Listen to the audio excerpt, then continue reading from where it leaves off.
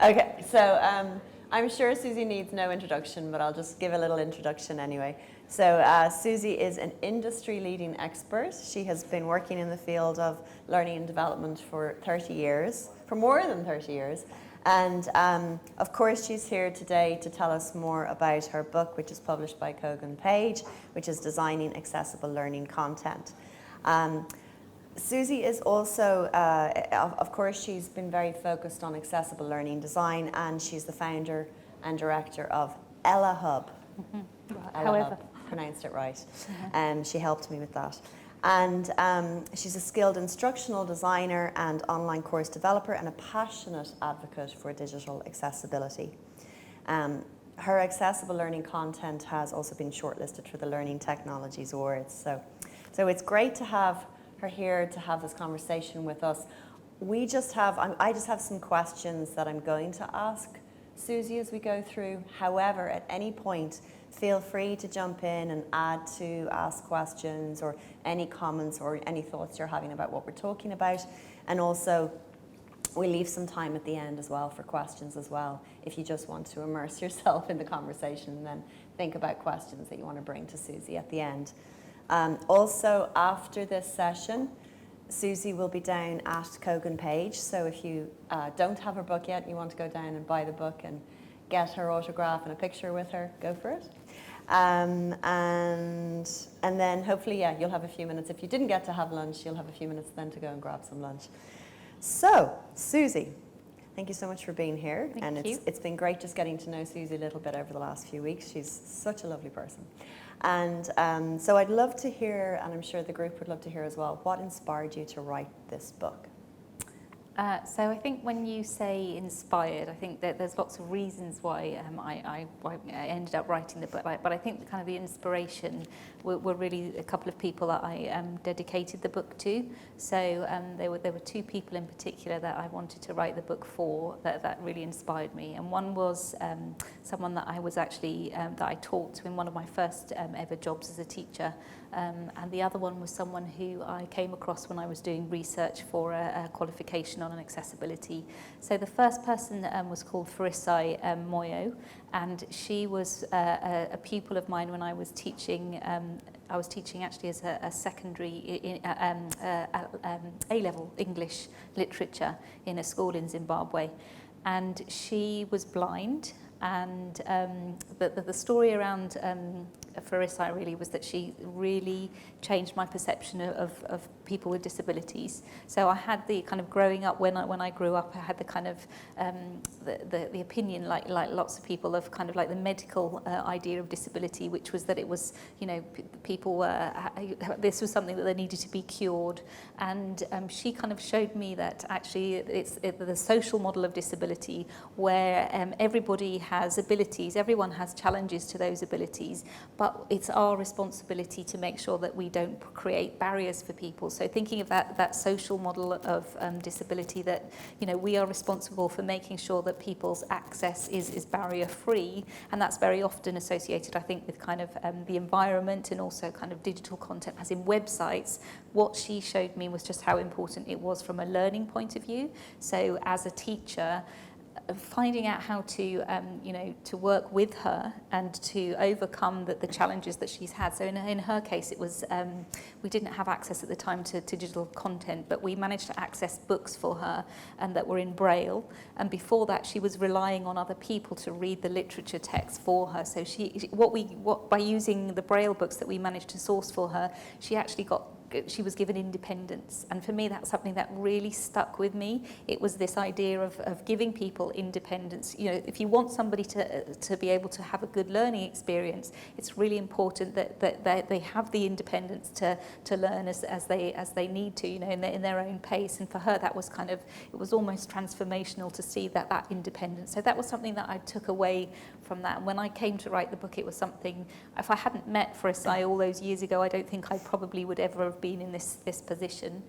And then the other person was somebody called Ananya Chitola, who was a pupil. I was doing some research on assistive technology, And I was really lucky to go and visit a school for special cognition for pupils that had severe learning severe learning issues. And I was watching her. She was in a break time. She was playing a game, and she was able to interact with the content using eye gaze technology. I don't know if you've ever seen anyone using eye gaze technology, but the speed at which they're able to negotiate that content and to use their eyes to kind of like, to navigate and interact with content is absolutely phenomenal. But seeing Ananya, I think she was probably about 12, playing this game, and the game was called a custard pie splat game. And what her teachers had done is they had taken pictures of other teachers in the school and pupils that were in her class, and she had to move her eyes so to splat them with the custard pie. But it was so clever, this technology, because what it was doing was sensing, any weaknesses. So if, for example, what the teacher said was happening was that she was taking longer to splat the pictures that were on the left-hand side than she was on the right-hand side. So they would put more pictures automatically on the left-hand side to develop her eye muscles so that she was really building up. And seeing the amount of effort that her teacher had put into like making this game for her, and seeing the joy that she was kind of getting from it, kind of again was another thing that kind of never left me. I was just thinking, well, who am I to be creating content that somebody who has invested so much into and is able to access, as long as I know how to make it accessible, who am I to not make my content accessible and to kind of undermine all of that hard work and all of that activity? So those were the two people that that inspired me to write the book. But I think, the reason for writing the book, I think, was really that I'd found it so difficult myself to find out about accessibility and make my content accessible that I didn't want anybody else to have to go through that same experience, because it's so important that content is accessible, and there are so many people who are passionate about it and who want to do it, but so many people are kind of falling at the first hurdle of, well, what do I do now? I've got to try and understand these web content accessibility guidelines that aren't written for what I do. They're not written for a learning experience. Some of them are really relevant anyway for all digital content, but I just didn't want there to be kind of an excuse. I wanted, I worked for a long time in the public sector where there was no funding for any training and I wanted there to be a resource where if somebody was really passionate about it, that they could at least have a starting point and have a reference point that it's almost like there's no excuse now for not making your content accessible, because the book is there. So that's really the reason. Okay, and so even what you said there, you've been making a case, the human case for digital accessibility. Could you expand on that with regard to the case for digital accessibility? Yeah, so I think there's lots of different reasons, and I think probably anybody who is here giving up their lunchtime to be listening about this is probably kind of quite invested in why it is a good idea to make things accessible. When I do training on and I ask this question to other people, the one that comes up most often is the fact that it is, it's just morally and ethically the right thing to do. So, and I always come back to the fact that, people have this idea that it's true. I always come back to actually it's proven that it's true. We've got the United Nations Convention on the Rights of People with Disabilities, and actually I think it's Article 9 that says, I think it's access to communication, information and digital content is a human right. So for me that is absolutely fundamental to what we're doing. Accessibility isn't a privilege, it is a right for everybody. And that I think leads into how many people are actually affected, how many people does accessibility actually benefit. Of the presentation that we've just done, we kind of focused on the fact that it's a benefit to everybody. Everybody can have access needs. But if you are focusing on people who have disabilities, there is that perception that this is just a niche audience, that not many people have disabilities. And then when you look at the statistics, although there are, lots of, different ways of collecting statistics about disability, but between 12 and 26% of the population having disability. I think in the UK it's about 20% of the people that have of the population that have disabilities.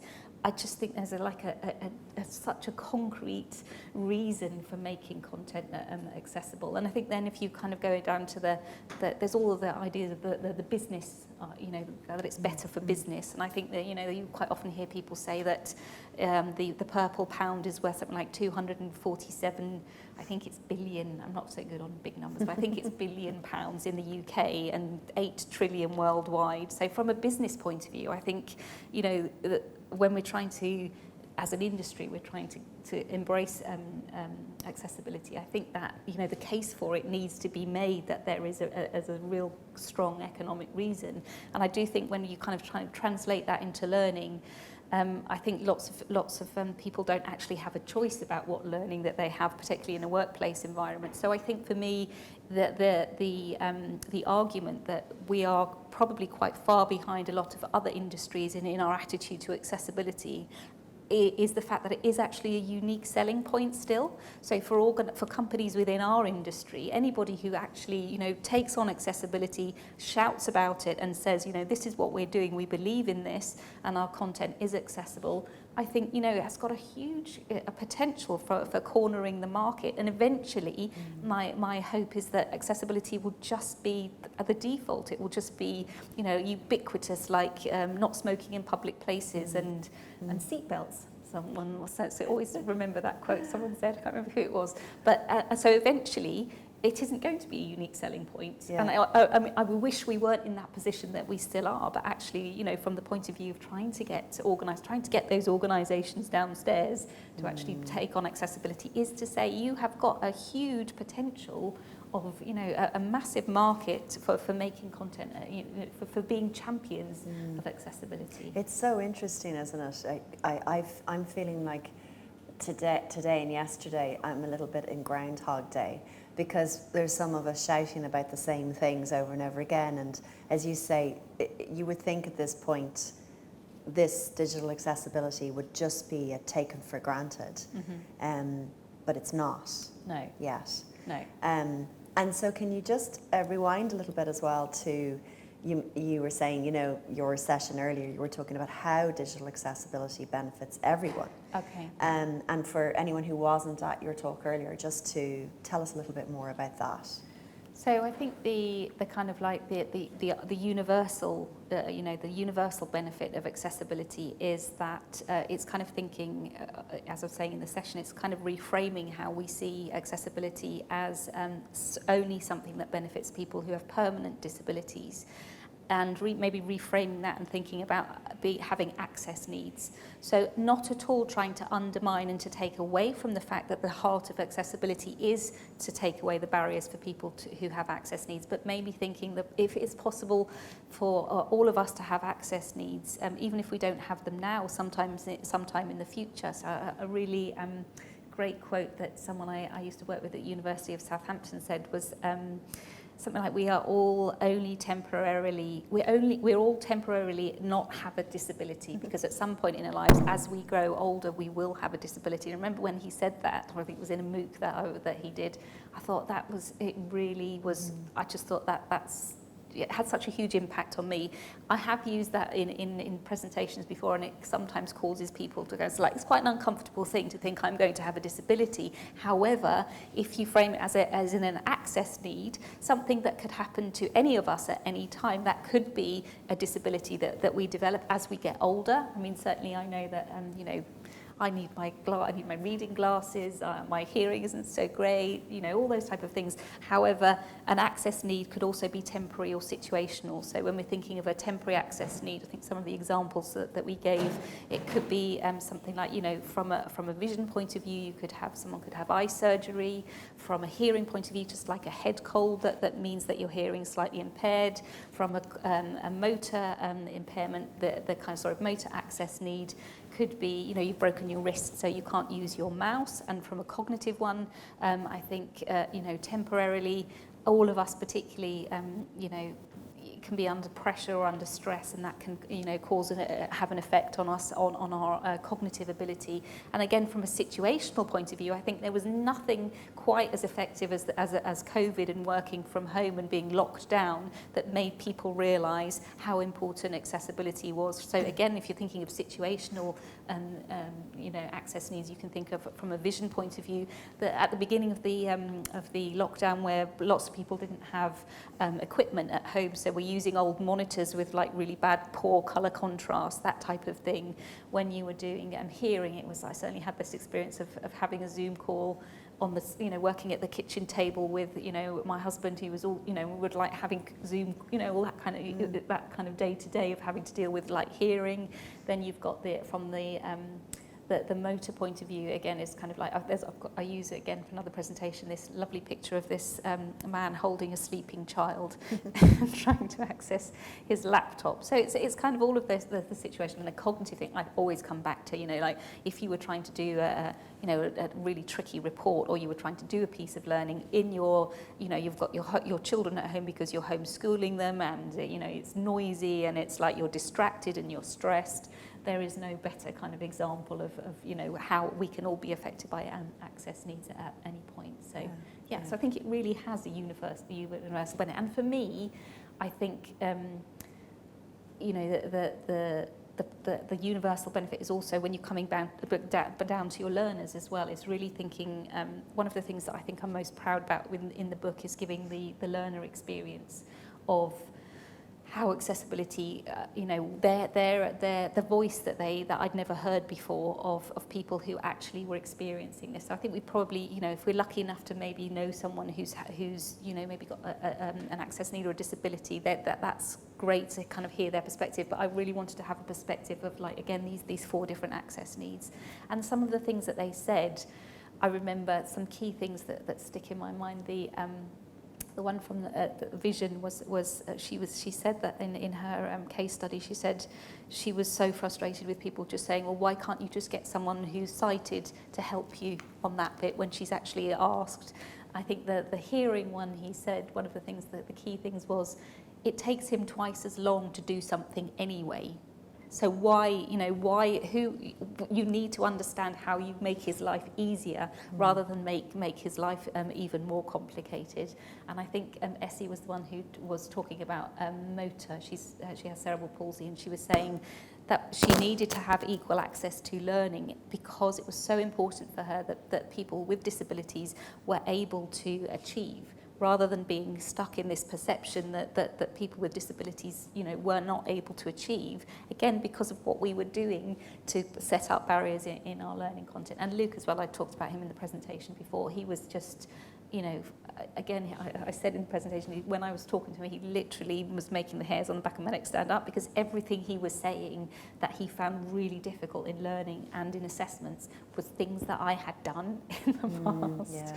So it was just such a, you know, to really see the benefit and to see how it could improve people's, you know, access to learning, and how important it was really. So then can we build on that, Susie? Because, like, if you think about everyone in this room, there's so many different types of roles that we all sit in learning. Could you give us your top, say, 3 to 5 tips on how we could, when we're creating learning, how to make it more digitally accessible? Okay, so again, if you have come to the session beforehand, apologies, because I probably will stick on some of the ones that I mentioned there. So I think for the that's okay. It's good to be reminded, isn't it? Yeah. Repetition. And I have got some handouts actually somewhere, so which has got like sort of top tips. So I think that the easiest thing for me, or the best way to actually to come away from the web content accessibility guidelines, which can be completely overwhelming. I was saying in the presentation, there's 50 of them, usually for legal requirements, and 28 of them if we're meeting advanced requirements. So trying to break it down into something that is a bit more manageable is a really good start. I think a lot of when we do training sessions, that's a really good place to start.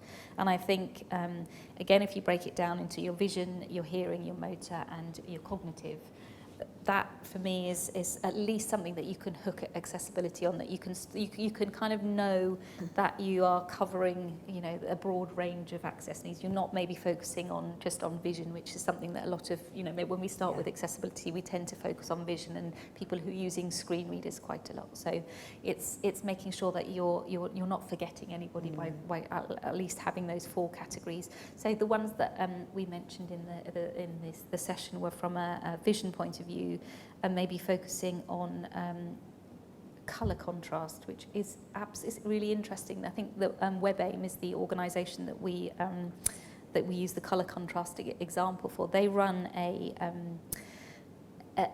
they basically do a survey every year on websites, and I think it's called the Million. Not quite sure, but I think they kind of survey 1 million websites, you know, and to see how accessible they are. And the principle that most often fails, I think I've got something phenomenal like 89% or something, but I'm making that up, but I just remember it's phenomenal, is colour contrast. And colour contrast is really such an easy thing to get right. If you use a colour contrast checker on all your digital content, then it can have a huge impact. We had an activity in the session earlier where we had the activity was deliberately frustrating and inaccessible. And one of the things that it has really poor colour contrast, it has like a really bright blue background and then green text. And, you know, that fails the guidelines. But actually what I didn't realise, there was someone in the audience who was colourblind. He couldn't actually see the text at all with that background contrast. So it was really, you know, it was a real, you know, interesting for me to see. And that colour contrast, I think, is just something that can improve. You think of how many people it impacts. It does impact people who are colourblind. It impacts people with low vision. It impacts people who, you know, if I haven't got my reading glasses and I'm you know, something blurry, if it's got poor colour contrast, it's much more difficult to see. And I think with older people, I think colour contrast is one of the aspects of vision that I think goes first. So for me, it has a huge impact to make sure that your colour contrast. And as I say, it is a really easy thing just to be able to check.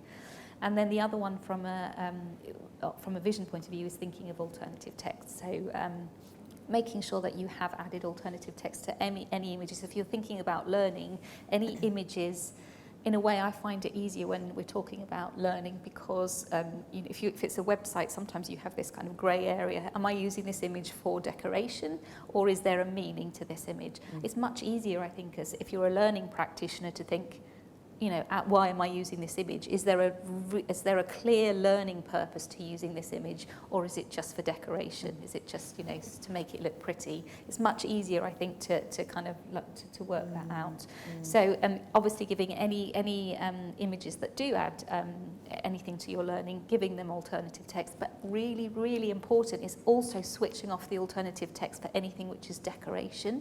So working with a screen reader user, she gets so frustrated if she has images that are, you know, someone has forgotten or doesn't know and hasn't switched off the alternative text, and she gets read out the JPEG 7.3.5.7 that she has to listen to.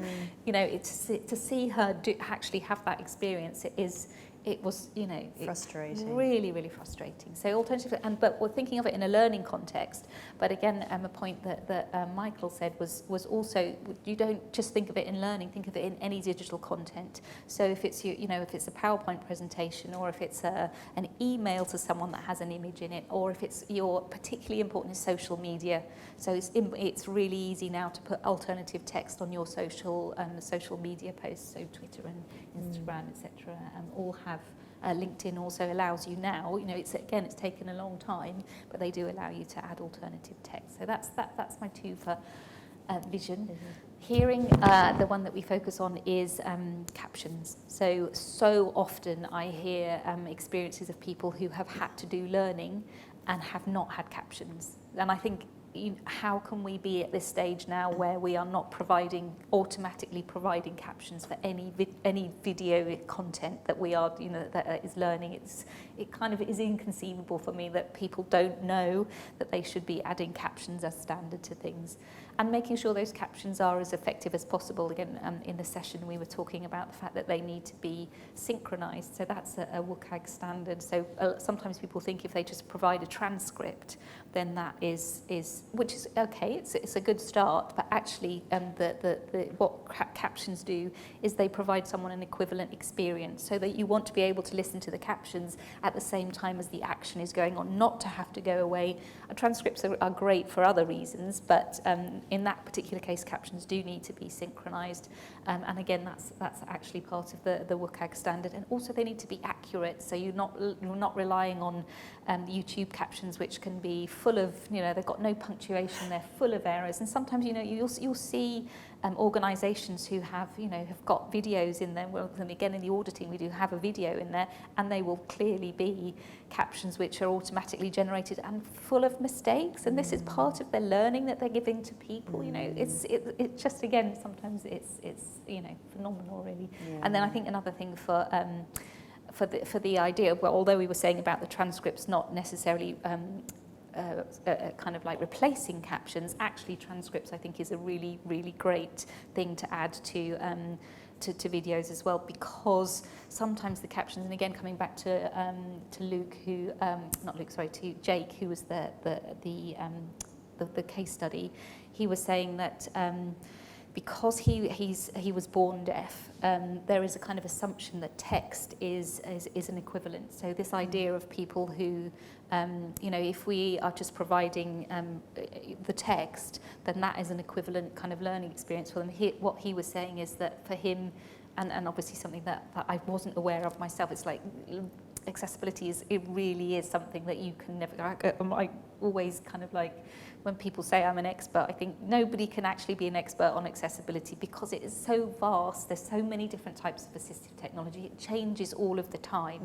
But he said that people make the assumption that, as I say, text is fine for him. In actual fact, he uses a sign language interpreter. So sign language is his first language, and sign language has got a completely different grammatical structure to the grammar of written English. So you think, well, that's fine, he'll be fine, I'll just give him a transcript. But actually, just give him captions. He finds it really difficult to process captions, to process that written text. What he needs is a transcript that he can take some, he has the time to process that information. It takes him much longer to process that information. So again, sometimes it's not until you actually listen to the experiences of other people and you realise just how important it is that you think, yeah, as standard now, and if I create any learning, any videos will always have they'll always have captions and they'll always have a transcript, because I think of Luke, and I think of I think of Kirsty, who's the screen reader tester, struggling if I don't actually switch off my my alternative text, or I forget to do that. So it is a little bit of extra effort, but when there's a reason that you're doing it, and there's particularly someone that who is affected by what you're not doing, I think that's really good. So that's the vision and hearing, and then cognitive. Again, transcripts is a really useful one for cognitive, and we also in our session we were also looking at timing. So imposing for no good reason, imposing timing on activities and also on assessments as well. And what WCAG tells us is that giving learners control is what we need to be thinking of, or actually just not doing time limits at all.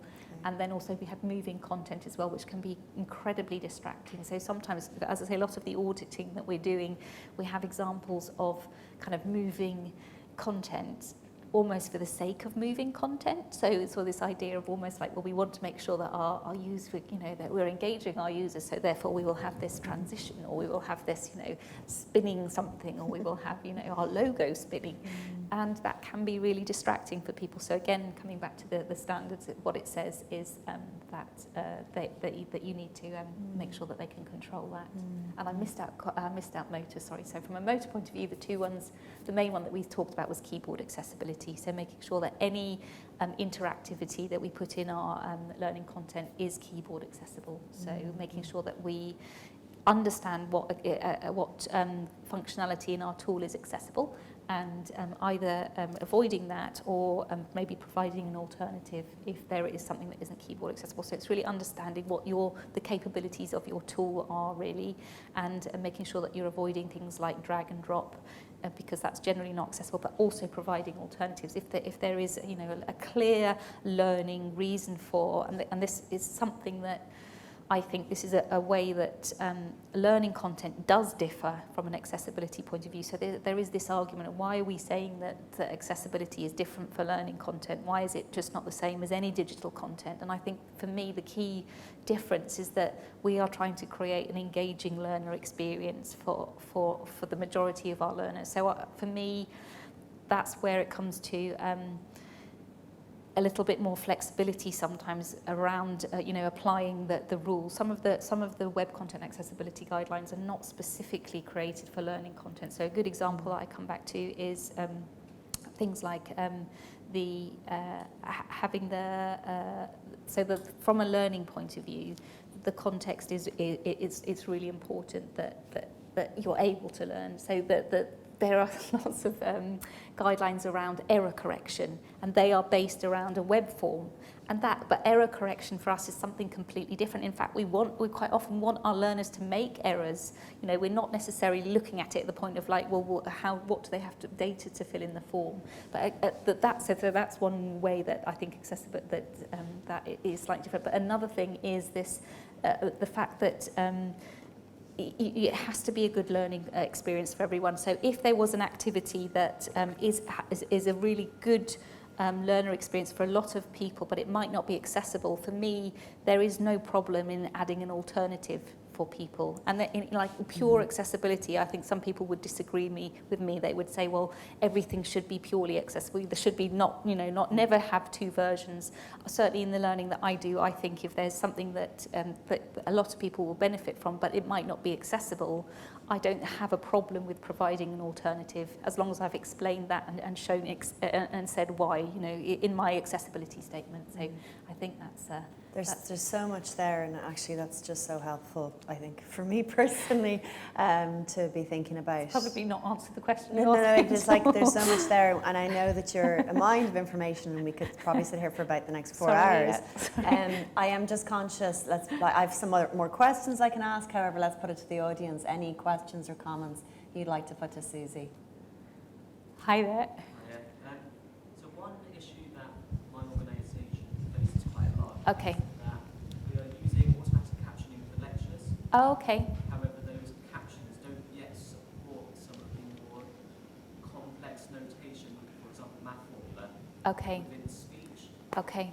What strategies would you recommend for dealing with that?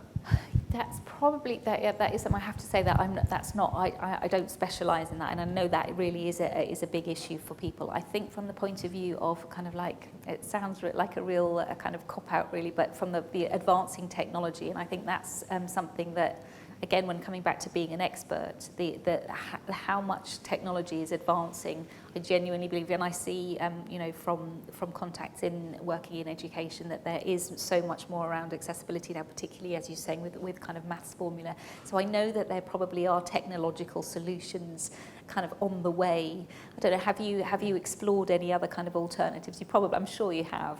Yes. So mainly going through converting that math formula into HTML. Oh, okay. And then rendering that with an accessible format like MathJax, for example. Okay. But it takes quite a lot of document preparation. I'm sure. And for someone who may already be encountering barriers, Yeah. it may be difficult for them to replicate themselves. So it's quite a resource for an organisation to then put in. I agree with you, and there's also the issue around live captioning as well. So I think from the point of view I seem to remember that from the public sector bodies, you have something like, is it 14 days where you have where they're still live captions and they can be, they can have issues, but then after that, I think it's 14 days that they are supposed to then be accurate. So I would say that's the kind of, and I'm sure so many different organisations are having the same issues as you. So I don't know if have you kind of reached out to other, as well, you probably have. Okay. Has an answer yet. Okay, I'm really sorry. I don't have an answer either. So it's, I suppose, keeping fingers crossed for technology. Getting, and I'm sure, and when you see the incredible, technology out there, I'm sure soon that will be, it will be. It's not inconceivable that can't be fixed, and I'm sure it will be. So, yeah. So sorry not to be able to answer that properly. Nice challenge. That's why you followed me, wasn't it? Yeah, you can keep in touch about it. Yeah. I'm just conscious of time. You just have so much to share with us, and I know we need to let people go. I'm just going to give you this. Thank you. Hi. Hi there. I work for the government. I'm an online learning business partner, and there's a really big focus at the moment on accessibility, and that's brilliant. Yeah. Now, I just want your opinion on PDFs and how do we break people's addiction to PDFs. And I'm always wondering to myself, do I try to break the problem and find the solution to the accessibility around PDFs, or do I leave that to Adobe to sort out themselves while I look at something that is more accessible? Okay. So we use Word, but people kind of think that's the very poor cousin. But Word is a great little tool for accessibility. Yeah. But PDFs and our suppliers are starting to use iPDFs, and it's becoming really problematic. And as I say, what do? Do I either try and find the solution, or do I say, I can't find the solution, we need to use something else? Okay, so I would say that, and to really empathise with the issue. So I think from a government point of view, I think the Gov UK is saying, I know I've seen articles where they're saying just use HTML. We shouldn't be using PDFs at all.